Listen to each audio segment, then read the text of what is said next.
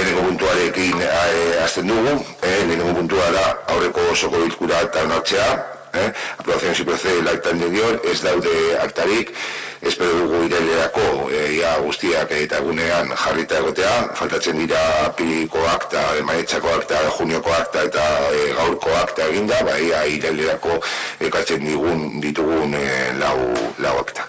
Ya que no hay actas que aprobar de la sesión anterior, esperemos que de cara a septiembre pues nos pongamos al día con las 4 actas que teníamos pendientes para el mes de septiembre, contando la de hoy, que queda pendiente de abril, mayo y junio. Y bueno, pues esperemos que para el mes de septiembre pues se puedan traer las 4 actas para su aprobación si procede. ¿Alguna cuestión?